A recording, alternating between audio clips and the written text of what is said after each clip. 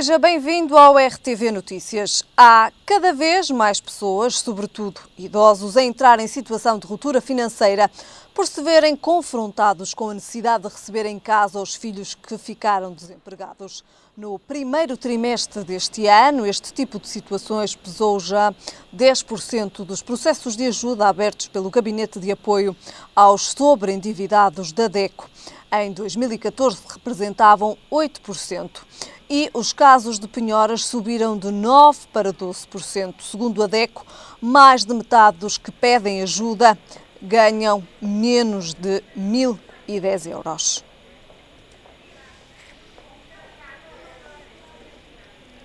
A gasolina vai ficar mais barata a partir de hoje. O preço por litro vai baixar meio cêntimo, ao passo que o gasóleo se mantém inalterado. A descida do preço dos combustíveis relaciona-se com a queda dos preços do petróleo nos mercados internacionais. O preço do barril de petróleo encerrou a sessão de domingo a perder 3,7%, fixando-se no patamar dos $55.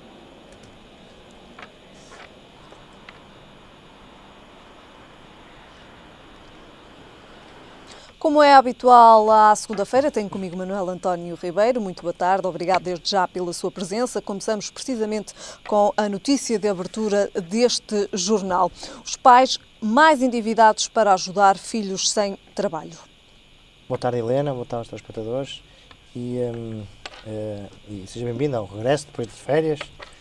Espero que tenha sido um período para carregar baterias. Relativamente a este tema que nos traz hoje, preocupa-nos por duas razões. Porque, primeiro, é porque os filhos não conseguem fazer o seu percurso normal de forma a constituir família e poderem-se criar a sua independência, gerar novos seres e ter o seu próprio rumo. Isto por um lado. Por outro lado, também temos outra preocupação, que é um esforço que foi feito dos pais ao longo da vida, com o intuito de ter um fim de vida calmo, sereno, de tentar viver nas melhores condições possíveis, vêm-se agora privados, tiveram um grande esforço que foi educar os seus filhos e até grande parte deles, inclusive, formar os seus próprios filhos, em tirarem um curso superior, por exemplo, e esse esforço que foi feito no início da sua vida profissional tem agora um outro esforço, que é nos últimos dias ou os últimos anos de vida dos pais terem agora mais este encargo, que é receber os seus filhos, porque fruto de não terem tido a oportunidade ou as oportunidades serem cada vez menores e não conseguir integrar na vida do mercado de trabalho. Isto porquê? Porque há bem pouco tempo uma das razões por qual do regresso era a questão dos divórcios, classificado estava em terceiro, uma das razões, ou era a terceira razão pela qual, e hoje já não é essa, ou seja, hoje já ultrapassou as condições de trabalho que não tem. O desemprego é um desemprego, e agora recentemente voltou a chegar aos 14%, e 14% porque todas as medidas que foram criadas atualmente pelo Governo, no âmbito de formação profissional, estágios profissionais, vão ainda atenuando o verdadeiro número de taxa de desemprego, porque se não fossem estas medidas e essas ações, provavelmente o desemprego até andaria a rondar os 18%, os 17% ou 18%, o que era, digamos, que ainda era muito mais grave. Mas isto leva-nos aqui a outra, para além destes dois problemas que acabamos agora aqui de descrever, temos ainda um outro problema, que é o facto de nós assistirmos em que os filhos voltam à casa dos pais, alteram o agregado familiar desse mesmo lar, e o problema para a sociedade, que é a constituição de família volta a recuar, volta a retardar, e nasce aqui no problema depois da natalidade. Ora, se eventualmente os filhos ainda prolongarem muito mais a possibilidade de de constituírem família, vamos ter um outro problema que é, digamos, a paralelo com o que já temos atualmente, que é a natalidade. Ou seja, há que, e espera-se que até outubro seja debatido quais são as medidas que o próximo governo que venha a ser eleito apresente e que possa, digamos, de alguma maneira atacar um problema que é grave, que já envolve com duas gerações, os pais e os filhos. Existem para já também, e relativamente a essa questão que levantou do facto de cada vez mais os portugueses estarem velhos, de facto, este fim de semana ficamos a saber que há novas regras para a parentalidade. Relacionando também com este tema e com esta notícia, são de facto também regras que podem vir aqui a alterar um pouco o cenário que se vive em Portugal, de um país envelhecido. Sim, eu acho que são todas as medidas que venham digamos, a fomentar a natalidade são bem-vindas, todas. Agora, o que eu acho é que, como se andou muito tempo, como o período foi, andou-se aqui a falar como nunca se definiu como prioridade essa matéria, que é uma matéria fundamental para qualquer desenvolvimento e para qualquer, digamos, a evolução de uma sociedade e preservar a sociedade de um país. Agora, as medidas têm que ser muito mais céleres. Têm que ser tomadas medidas que tenham eficácia logo de imediato. Não há a seguir, 2 anos a seguir. Porque estar aqui a colocar medidas em cima da mesa que tenham pouca expressão, o resultado tem que ser logo de imediato. Isto é quase como as emissões de CO2, que já há muito que se anda-se a falar, e só quando eventualmente nós não conseguimos respirar mesmo é que vão-se tomar medidas e que se calhar até já irão ser tarde. Agora, essas medidas são medidas positivas, não têm o efeito de imediato para contrariar, digamos, este declínio que tem existido relativamente à taxa de natalidade. Serão suficientes? Não, são insuficientes. Agora, são medidas que vão ter alguma...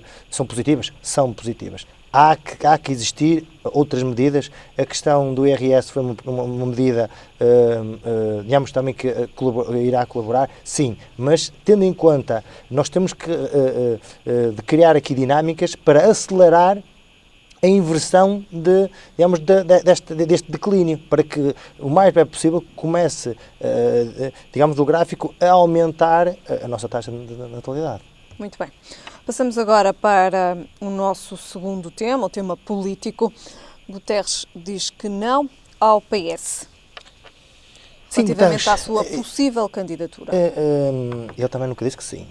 A verdade tem que ser dita, ele nunca disse que sim, também nunca disse que não, agora diz que não.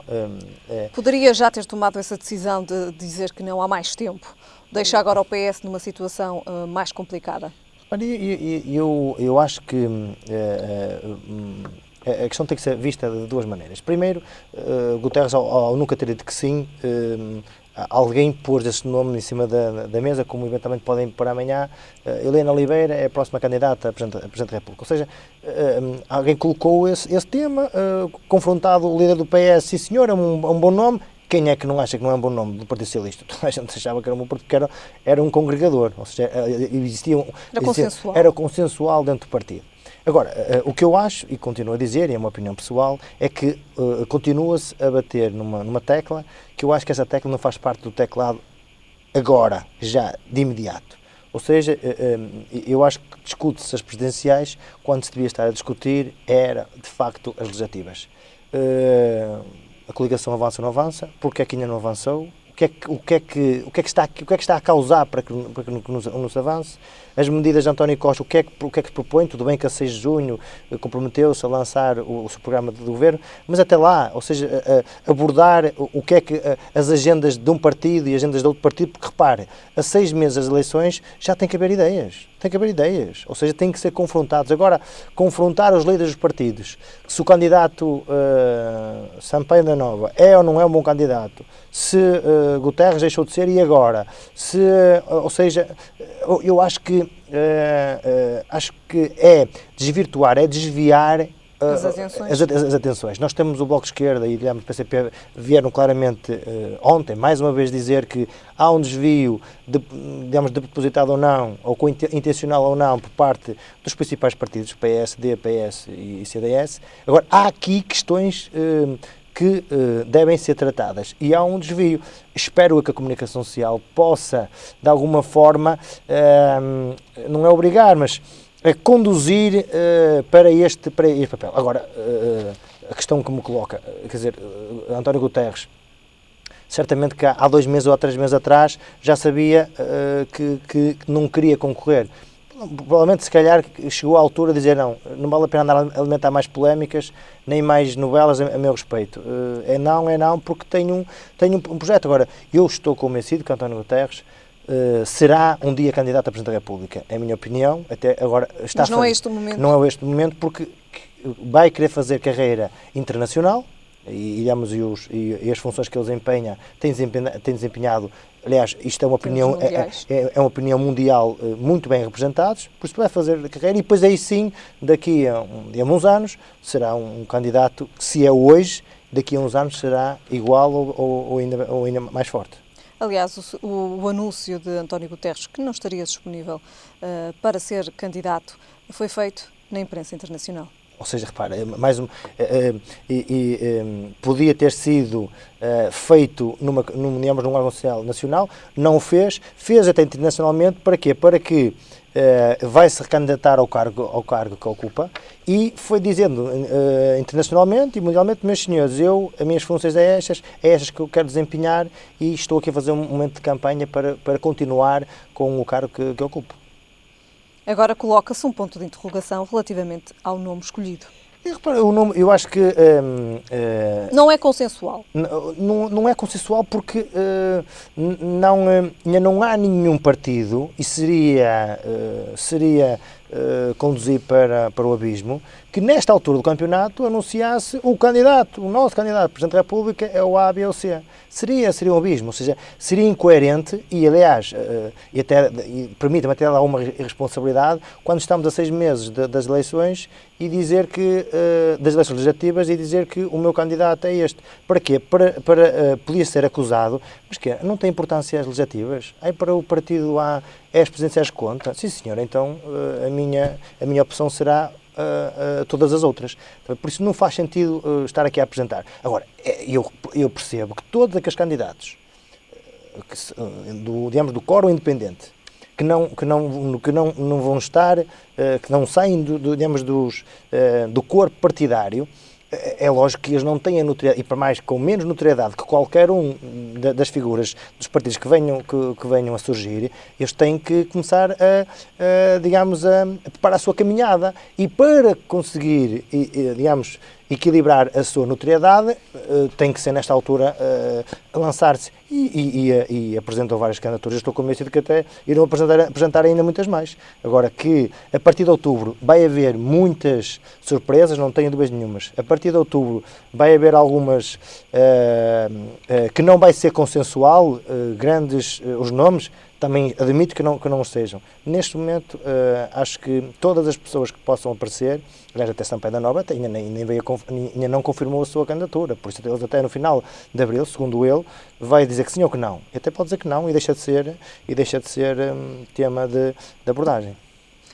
Se de facto no final de abril também não estiver disponível para o PS, que nomes, digamos assim, se adivinham? Há muitos. O partido tem, apesar de não existir, caso António Guterres disse que não, tem nomes que podem ser apresentados. Mas os partidos começam a ter uma necessidade de mostrar aos cidadãos de que não é só do interior do partido que nós conseguimos arranjar figuras para representarem determinadas funções no nosso Estado. Nós temos pessoas independentes que não estão ligadas ao partido e que essas pessoas merecem o nosso apoio. E provavelmente poderá haver partidos que optem por esta via, e eu estou convencido que vai haver partidos que vão seguir essa via, não tenho dúvidas. Por um lado, usar o argumento de que, meus senhores, nós somos um partido que não somos um partido fechado, que não é só quem é militante é que pode desempenhar determinados cargos e altos cargos. Nós temos aqui um caso em que este é apoiado por... E depois, os partidos, todos aqueles que se propuserem a ser candidatos, que tiverem o maior apoio, caso de Mário Soares, caso de Ramalhianes, caso de figuras de peso, figuras históricas, vão condicionar o apoio de outros partidos. Ou seja, isto, até lá, ainda muita areia vai correr debaixo da ponte. Não tenho dúvida nenhuma. Muito bem. Passamos agora para uma questão internacional. Este fim de semana, Barack Obama e Raul Castro encontraram-se numa cimeira. Um encontro histórico. Histórico. 50 anos depois.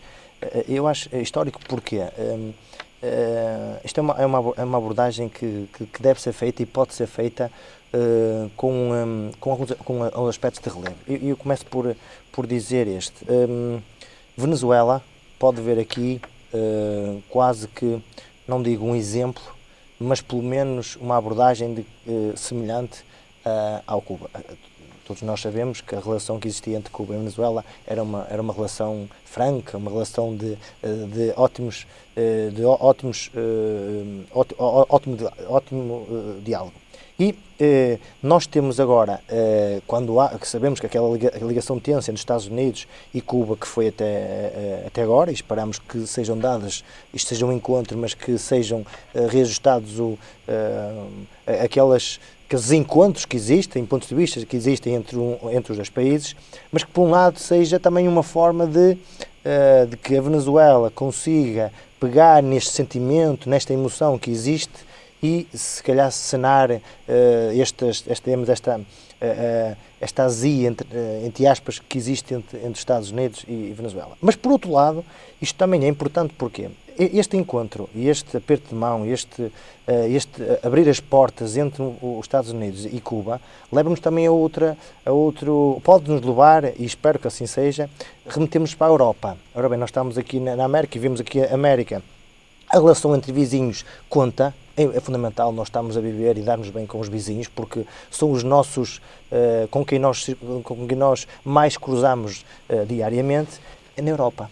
Ou seja, a ideia é de que o espírito pegar nesta dinâmica e tentar que na Europa, fruto de que esta relação tensa que existe entre a Rússia e a Ucrânia, possam, de alguma forma, dizer, meus senhores, a vizinhança é importante, vamos relacionar-nos. Eu estou de acordo quando a abordagem, mas quando o mundo económico, os grandes interesses estão aqui implementados, é difícil fazer isso. Mas por algum começo, 50 anos depois de estarem de costas voltadas, de ataques por ataques, das várias sucessivas administrações, e passados 50 anos alguém tem a coragem, e os dois líderes têm a coragem de apertar a mão e dizer a toda a comunidade que representam, mas senhores, é possível perdão, é possível falarmos, é possível comunicarmos, somos todos seres humanos. Este estímulo, este pensamento ser importado de alguma forma para que na Europa, e eu já nem falava nos países, digamos, nos países de conflitos asiáticos e outros, em que gradualmente pudesse haver esta dinâmica de que é possível país dar-me bem com o meu país vizinho, porque os primeiros negócios a ser feitos são entre as trocas comerciais, são com os meus vizinhos. Os primeiros a visitar-me e eu a visitar são os meus vizinhos, porque são aqueles que têm menos recursos, são aqueles onde eu tenho menos custos nas transações, porque estão logo ali ao lado um do outro. E acho que isto marca, ou pode marcar, aquele exemplo para outros países. Nós tivemos até, inclusive, com esse encontro, já Brasil, veja aos anos que não é recebido nos Estados Unidos, um líder do Brasil, vai ser agora também, brevemente, Dilma Rousseff vai ou seja, tudo isto pode ser, e Barack Obama tem esta esse mérito, de facto, esta abertura tem sido um ser humano com esta afetividade, e acho que o intuito aqui, ou o objetivo, ou aqui a grande questão que se coloca era de que este pensamento, este ambiente fosse transportado para outras partes do globo. De facto, este encontro histórico trará vantagens a Cuba? Sem dúvida, terá vantagens a Cuba, mas também não digo que também terá aos Estados Unidos. Porque repare, Cuba... Mas quem sai mais beneficiado será certamente Cuba. Exatamente, porque Cuba passa a ter todos aqueles condicionalismos, o embargo provavelmente será levantado, e há este potencial de Cuba, porque é um país que precisa de ser desenvolvido, porque teve 50 anos a viver em contextos muito específicos. Fica aqui um grande desafio, e agora com isto abrir um bocadinho só face a um tema, Hillary Clinton vai ter aqui provavelmente e uma vez que anunciou ontem a candidatura, vai ter aqui um grande desafio, que é a parte mais difícil está feita, ou uma parte está feita por Barack Obama, neste encontro e nesta pacificação.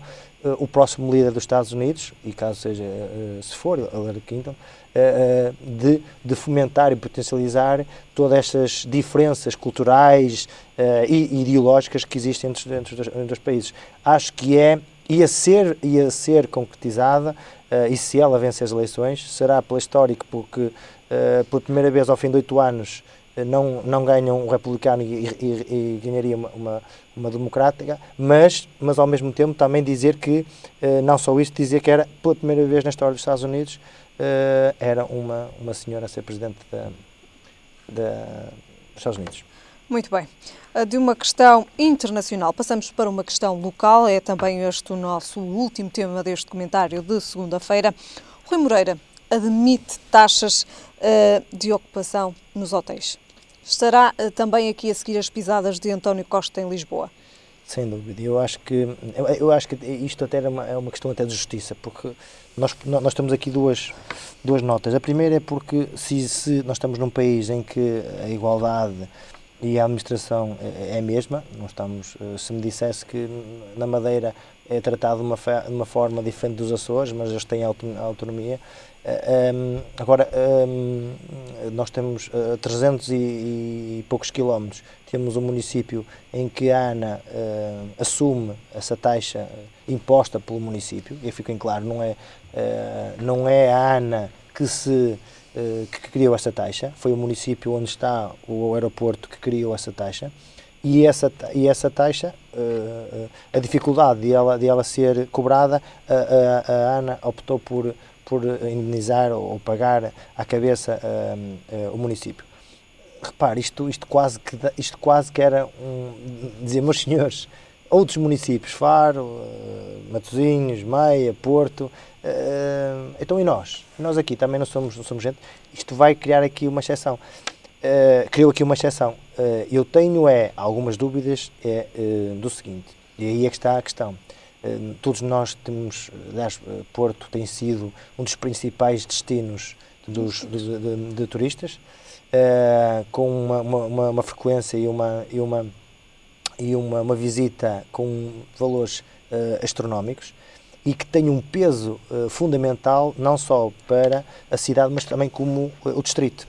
Ou seja, quer Matosinhos, quer propriamente Vila Nova de Gaia, em que, se forem mexidas as taxas, vai aumentar, digamos, os preços dos hotéis. E isso pode ser prejudicial.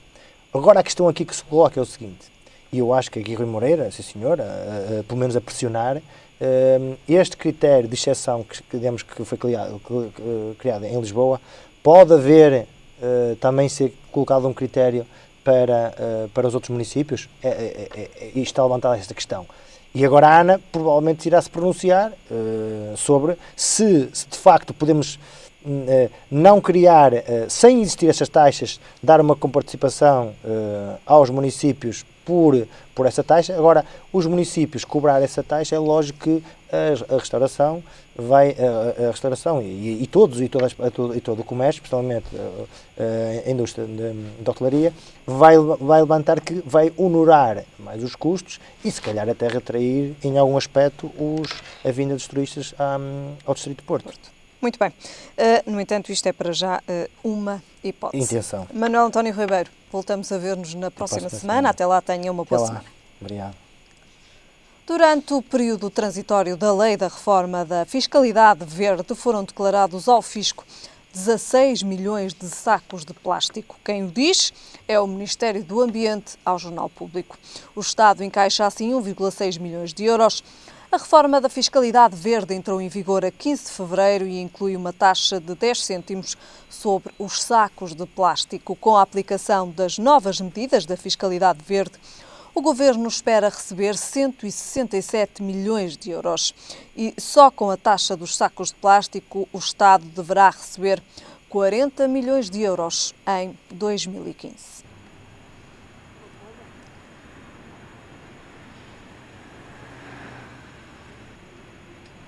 Ficamos agora com a previsão do estado do tempo para amanhã.